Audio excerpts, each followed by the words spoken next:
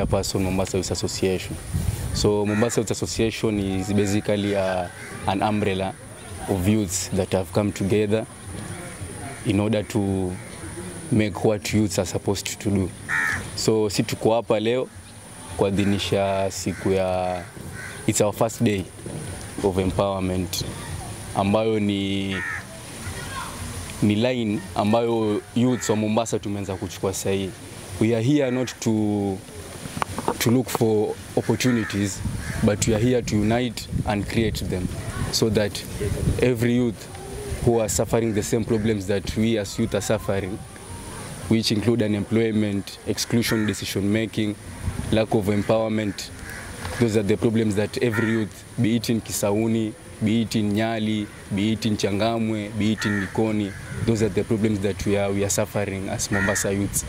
So Mombasa Youth Association is here to bring in the collective strength, because I believe the youths are the people who are stronger, creative, and more into making the future brighter.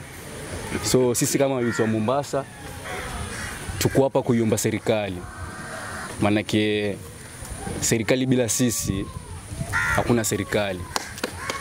We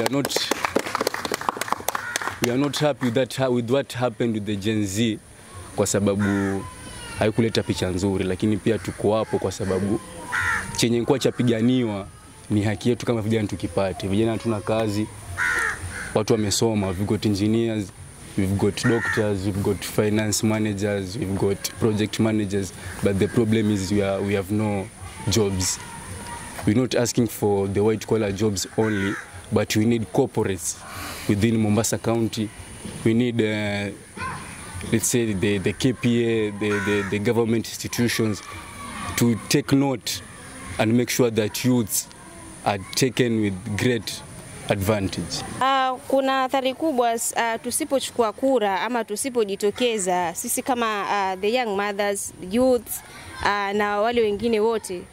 Athari itakuwa iko kwa sababu kila siku tunaimba tu viongozi ni wale na hawatuhudumii. So kama hatutachukua kura na tukatimiza yale malengo yetu kwa kuchagua viongozi bora, bado utakuwa wimbo ni ule tu. Tunaingia kwa debe, tunachagua yule ambaye hafai, mwaka mwingine tunamregesha, tunasema ni tutam, lakini sisi huku tunabaki hatuna kazi, sisi tunabaki no empowerment, no jobs, tunabaki tu kuteseka.